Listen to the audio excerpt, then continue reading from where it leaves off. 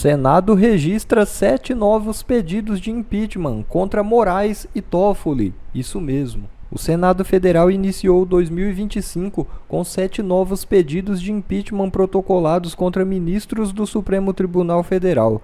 Desses, 6 são dirigidos a Alexandre de Moraes, enquanto um é contra Dias Toffoli. Os requerimentos foram apresentados ao longo de 2024, mas somente agora inseridos no sistema legislativo, em meio à troca iminente de comando na presidência do Senado. Essa mudança pode influenciar diretamente na condução dos processos, já que cabe ao presidente do Senado decidir sobre o avanço ou arquivamento das petições. Kassab traz sistema. Diz que Haddad é um ministro fraco e que hoje Lula perderia a reeleição. É isso mesmo. O presidente nacional do PSD, Gilberto Kassab, disse nesta quarta-feira que vê o ministro da Fazenda, Fernando Haddad, com dificuldade de se impor no governo. Segundo ele, ter um ministro fraco no comando da equipe econômica é um indicativo negativo para o governo. Hoje, o que a gente vê é uma dificuldade do ministro Haddad de comandar. Ele prioriza convicções, projetos que não acabam se tornando realidade porque ele não consegue se impor no governo. É um ministro da Fazenda fraco. Um ministro da Fazenda fraco sempre é um péssimo indicativo, disse em evento com investidores em São Paulo. Na conversa, Kassab mencionou ministros anteriores, como Palocci, Henrique Meirelles e Paulo Guedes, declarando que acredita no sucesso da economia quando se tem ministros da economia fortes, como os citados. No evento, Kassab também foi questionado sobre as perspectivas para a eleição de 2026. Segundo ele, a possibilidade de reeleição do Luiz Inácio Lula da Silva hoje é difícil. Ele disse: "O Lula, como eu disse, acho que se fosse hoje, perderia a eleição, mas sempre é um candidato forte, tem muita experiência e pode haver uma reviravolta em seu governo." Fecha aspas. Bem estranha essa mudança de posicionamento do Kassab às vésperas da eleição. Pelo jeito já percebeu que o Lula tá levando o Brasil pro buraco e quer tirar o Centrão do barco. A gente traz aí essa informação, um registro de mais 6 pedidos de impeachment contra o ministro Alexandre de Moraes, são ainda do ano passado, rescaldo de 2024, mas contabilizados agora para o começo de janeiro.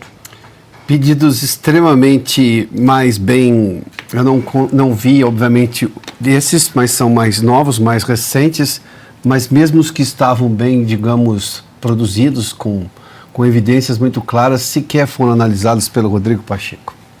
Não houve a menor chance disso ir adiante nesses 2 últimos anos. Agora vamos ter um novo presidente do Senado, Davi Alcolumbre, tudo indica, deve ser eleito, o que também não sinaliza para essa possibilidade. Mas, de novo, tem uma coisa que a gente precisa observar, e aí vou voltar ao comentário anterior sobre o Kassab, o Gilberto Kassab. Tem muita coisa acontecendo no país e é impossível prever com exatidão o que vai acontecer. Uma coisa é você pedir o impeachment do ministro Alexandre de Moraes no ano passado, com o governo Lula recém-chegado ao poder, com toda aquela narrativa do 8 de janeiro, enfim, com o Congresso ainda dócil e sendo alimentado com um monte de emendas parlamentares, aliás, bilhões de emendas parlamentares ali. Então você tinha um governo que não estava forte, mas enfim, o governo tinha acabado de chegar ao poder. Hoje você tem um governo cada vez mais enfraquecido, decadente politicamente, sem nenhuma liderança, sem capacidade de liderar, com a economia em frangalhos, sem ninguém à vista para substituir o próprio Lula, ou mesmo ter algum nome na economia com capacidade de gerar alguma credibilidade. O governo é uma galhofa hoje, o governo é uma piada pronta, uma piada automática, vira meme qualquer coisa que o governo faz. O governo não conseguiu acertar nada do que fez recentemente. Pensa bem o que é isso. A última foi essa tentativa de criar uma narrativa em relação aos deportados. Não demorou meia hora, as redes sociais já mostravam que tinha gente condenada por lavagem de dinheiro e que sempre chegaram algemados, e que também essa última leva de deportados foi do governo Biden, não do governo Trump. Ou seja, nada resiste aos fatos e tampouco as redes sociais que trazem os fatos. Então, uma coisa é você falar de impeachment de ministro ou de qualquer outra coisa desse consórcio que se tornou, infelizmente, pela fraqueza do governo Lula e por essa preponderância colocada pelo Supremo Tribunal Federal, que se sobrepõe aos outros poderes, invadindo prerrogativas, 2 anos atrás, no começo do governo. Hoje muita coisa se alterou. Daí em que pese a desesperança, vez ou outra, né, assole a paciência do brasileiro, fato é que tem muita coisa acontecendo. E essa declaração do Kassab derrubando a lógica do governo Lula, o futuro do governo Lula, não é gratuita. Antes de passar aqui para o Augusto, deixa eu só registrar aqui uma notícia que o Copom elevou a taxa básica de juros, a Selic, para 13,5% ao ano. A gente já volta aqui com o Piotr para comentar, mas só para não perder aqui o gancho. Augusto, a gente está falando aqui sobre pedidos de impeachment de ministros do Supremo Tribunal Federal. Uma prerrogativa do Senado Federal, eleição para a presidência do Senado no próximo sábado agora.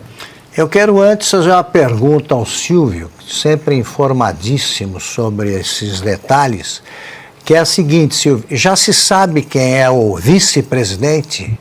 Será o vice-presidente do Alcolumbre, caso ele se eleja? Já está escolhido ou não?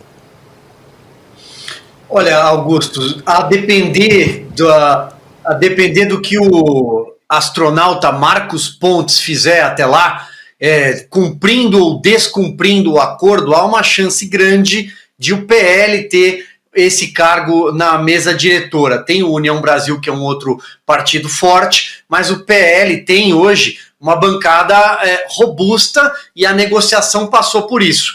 Mas resta saber se será quebrado o acordo ou não. Bom, então tá. Já dou a informação sobre o astronauta primeiro, né? Ele, não sei porquê, eu fiz um comentário aqui sobre a candidatura dele, ele divulgou, divulgou em algum lugar que queria direito de resposta.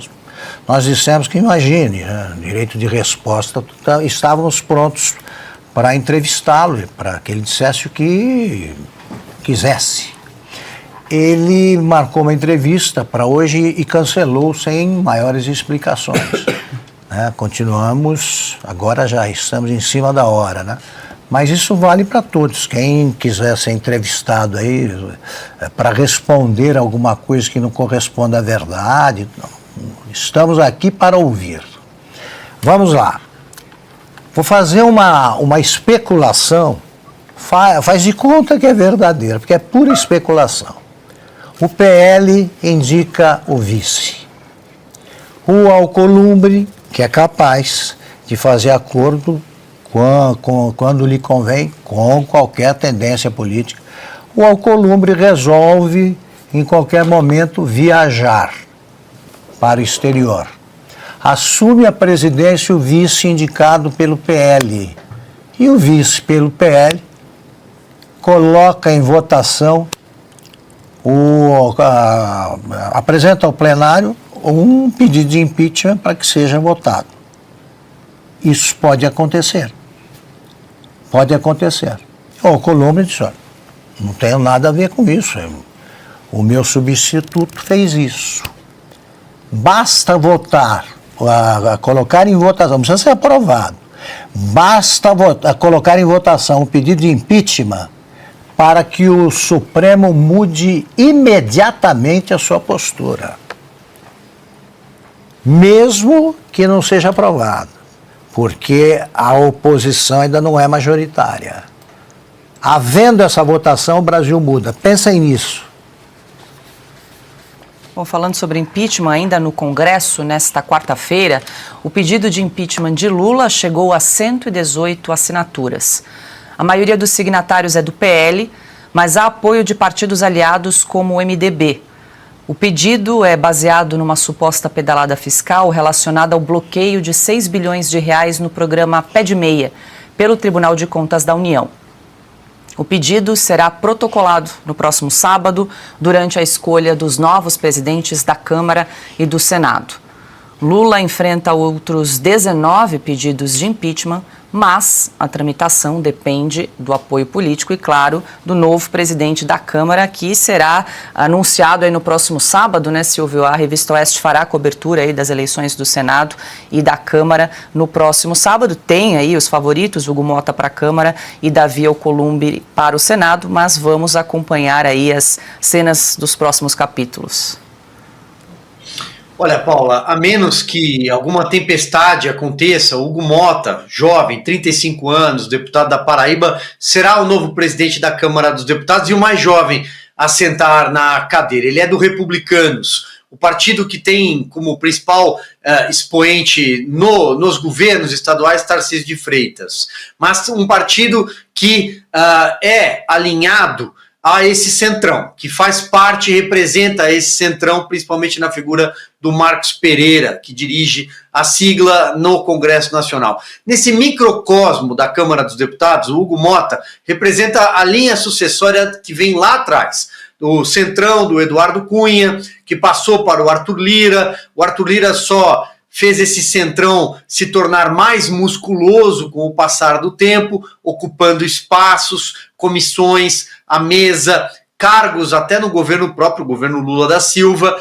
E hoje, o Arthur Lira faz o Hugo Mota seu sucessor. Marcel Van Hatten vai disputar, é uma candidatura de protesto. Marcel é seguramente um dos deputados mais brilhantes que o Congresso tem, com uma verve, uma capacidade de discursar, de levantar boas bandeiras. Não é a primeira vez que vai competir, mas dificilmente angariará votos suficientes para levar uma eleição para o segundo turno. Tem também um candidato do PSOL que só é candidato porque ele quer aparecer, quer subir na tribuna e fazer discurso num dia em que boa parte do Brasil estará atenta à transmissão da eleição da Câmara e do Senado aqui, inclusive na Revista Oeste. Dito isso, Hugo Mota deve fazer, segundo as contas, algo próximo de 450 votos. Seria uma votação expressiva, não maior do que o recorde do próprio Arthur Lira, 464 votos, a maior da história. 30 votos a mais do que João Paulo Cunha em janeiro de 2003 e mais do que o Ibsen Pinheiro na virada da década de 90. Mas ele deve ter esse tamanho, porque ele tem, naquela foto que a gente mostrou, um arco gigantesco de partidos que respaldam a candidatura dele. O PL, o PP estarão também presentes na mesa diretora em cargos importantes. Por exemplo, nesse mesmo cenário descrito como possibilidade para o Senado, na Câmara. Na ausência do Hugo Mota, teremos lá um deputado, o deputado Altineu, por exemplo, do PL, que pode conduzir os trabalhos da Câmara dos Deputados. E a pauta prioritária dentro desse acordo, que muita gente não gosta, não é talvez o melhor caminho, quando a gente pensa em embate entre forças políticas, mas é a realidade do Congresso Nacional, é a realidade da Câmara. E ali, a pauta da anistia foi uma exigência, esperamos que seja cumprida. Como o PL consegue acordos na Câmara e não conseguiu no Senado por ter o bater chapa, né, batido chapa, o Rogério Marinho enfrentou o Pacheco na última eleição, o Pacheco venceu com 49 votos, o PL conseguiu, nos últimos tempos, presidir a Comissão de Constituição e Justiça, tivemos a Carol Detoni, tivemos a Bia Kicis, tivemos o Nicolas Ferreira na Educação, entre outras comissões. Então, é o xadrez político organizado pelo presidente Jair Bolsonaro para que o Congresso Nacional marque uma posição numa reta final para a eleição. Finalizando, Paulo, a questão do impeachment que você trouxe no enunciado tem hoje 118 votos, assinaturas, ainda tem um terreno a ser cumprido para alcançar um número mínimo. Essas assinaturas são basicamente do PL e alguns partidos mais à direita, porém, impeachment é toda aquela conjectura que a gente tanto fala, povo na rua, um vice que queira assumir a presidência da República e um presidente com um governo capenga. Por enquanto, nós temos este último fator, um governo capenga, um presidente que não tem mais forças para seguir à frente do país. Essa é, sem sombra de dúvida, a mais importante notícia desse ano. Nenhuma das outras notícias que a gente acompanhou ao longo desse ano de 2025 me deixou tão esperançoso e tão entusiasmado quanto essa. Mas antes de falar o que é essa notícia, você tem que entender o contexto. Eu tenho dito que a única coisa capaz de derrubar ou manter um governo é o centro. É o centro que faz o cálculo constantemente o quão benéfico é estar com o governo ou estar longe do governo. É o centro que define se as nossas pautas vão avançar ou não. Na verdade, ele é que define quais pautas avançam. Porque a verdade é que a maioria do Congresso é constituída por pessoas que estão lá apenas para poder se reeleger, se perpetuar ali dentro. E eles têm uma tendência de ir para o poder, ou aquilo que é a previsão de poder. E eu falo, não tem impeachment do Lula até o centro abandonar o ladrão. E o Lula gastando muito dinheiro para comprar o centro e manter o centro do seu lado. Tem um partido no Brasil que eu falo que é o partido do STF. É o partido que está sempre protegendo Alexandre de Moraes. É o partido que a gente até fez a campanha contra ele. Um dos partidos que mais cresceram em prefeituras. O partido que mais cresceu em prefeituras. Eu estou falando do PSD. E o presidente do PSD, ele é a personificação daquele extremo centrismo, né? Aquele centro fisiológico da emenda do poder, que não se preocupa muito com o Brasil, que só se preocupa em estar ali e aproveitar das benesses e privilégios e vantagens do mundo político. O Kassab falou algo que com certeza vai tirar o sono do PT. E preste atenção, é a melhor notícia que nós temos até agora. Lembrando, Kassab é a personificação do centro. Kassab leva o centro para a direita. Lula perderia hoje e Haddad é fraco. É lógico, depois da crise do Pix, o Haddad não tem a menor chance. Olha aqui. Agora eu preciso do óculos, não enxergo mais nada. Uma espécie de coordenador das forças de centro, Gilberto Kassab, deixou claro hoje que está abandonando o projeto de Lula e por razões óbvias. Uma administração fraca e sem rumo. Em palestra na Latin American Investment Conference, organizado pela UBS nesta quarta-feira, Kassab disse que Lula perderia a reeleição hoje e revelou que os partidos de centro estão criando uma alternativa para 2026. A prioridade do PSD é a candidatura de Ratinho Júnior à presidência, disse. Elogiou Tarcísio Freitas, mas insistiu que o governador de São Paulo, de quem é braço direito na administração atual, vai tentar um segundo mandato. O cacique do PSD também se disse preocupado com a economia e teceu duras críticas a Fernando Haddad. Não vejo articulação para reverter uma piora do cenário. Para Kassab, Haddad é um ministro fraco. Ele ressaltou o comando exercido por Paulo Guedes e Henrique Meirelles quando ministros. Acabou Lula. Presta atenção. Esse cara aqui, ó, que parece o Chuck, ele é a personificação do centro. Ele é. Se o centro pudesse incorporar em uma pessoa, é ele. O maior partido do centro hoje, mais relevante que o MDB, disse que está se afastando do Lula. Se isso acontece, acabou. Acabou o governo. Aí não tem ninguém que segura o impeachment do Lula mais. Não tem Lula passando projeto. Não vai ter Lula passando censura. E nem o STF vai poder fazer nada, porque preste atenção. O PSD é o partido que protege o STF. Então, se o partido que protege o STF decide que não vai andar mais com o Lula, o STF não vai sair para proteger o Lula. Você entende?